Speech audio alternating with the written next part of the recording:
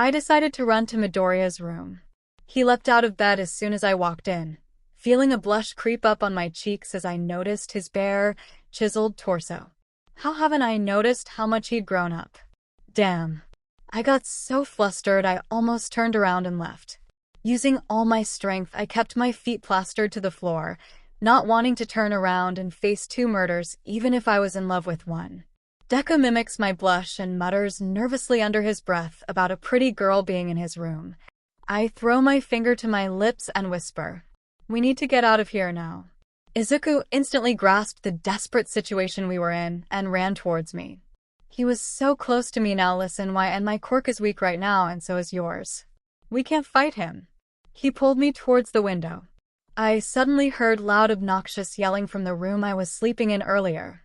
It wouldn't be long before he came in here. He'll find me no matter how much I run.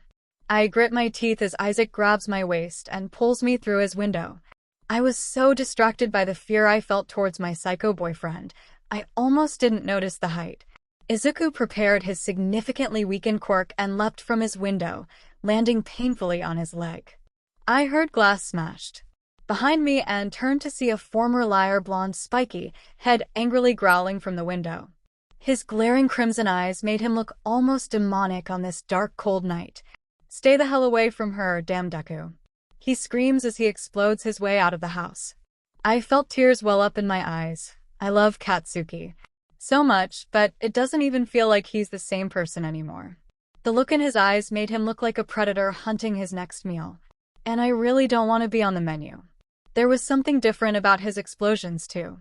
There was small orange, almost electric-looking markings glowing all over his body. He used his quirk exactly the same as Deku's green ones. "We can't win this, baby. Get over here now." His voice as manic as his crazed expression. I shake my head timidly, unable to get my voice out as I held an object behind my back, out of Bakugo's view. This object was the key to my freedom. "So you want to stay here with that stupid nerd Deku? Huh? What?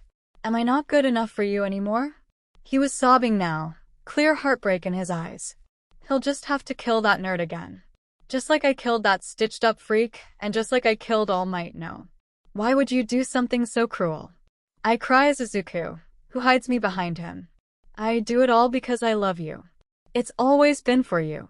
He stomps his feet before leaping towards Deku. "I've already won." I gripped this repeatedly to the phone that hid behind my back, knowing the police on the other end heard his confession. I felt sick knowing I'd just betrayed the love of my life. But he's too far gone.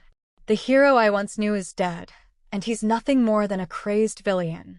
It felt like an eternity until the police arrived. I had watched desperately as Bakugo kicked the shit out of Izuku, trying to help Izuku as much as I can, but Katsuki laughed off my pathetic attempts. Sirens echoed in my ears and Katsuki found himself tangled in his own clothing, caught by the pro-hero best genius. They found Toga in the house, dead apparently. She told him what she tried to do to me. Katsuki Bakugo, the boy with a once bright future, will now spend the rest of his days in a mental hospital. I visited him occasionally. After all, he will always have a place in my heart. He's filled with so many pills and dark thoughts that he eventually mentally snapped. I don't think he even recognizes me anymore. He's like a ghost wandering around. Seamlessly, no goals, no purpose. A shell of a man. My guilt grew into an extreme depression that consumed my life for such a long time. Izuku, who held my hand through it all. All my suicidal thoughts, all my tears and sleepless nights. And eventually my wounds began to heal. Days rolled in 2 months, then years. I was finally ready to move on with my life. I soon realized that Bakugo wasn't the only person who had always been there for me. Maybe I'd loved him all along. I'm honestly not sure. All I know is I couldn't imagine my life without him. I lay in the arms of a pro-hero in our cozy home. His warm breath on the back of my neck made me smile. I felt a small kick coming from the inside of my stomach. I'm about 7 months pregnant, and I know Isaac, who will be the most amazing father-to-out little boy. I relax happily into his strong arms and the ocean of soft, fluffy white pillows and blankets that surround us and drift off to sleep. Thanks for watching my video. Make sure to like, subscribe, and turn on the notification bell so you won't miss anything I post.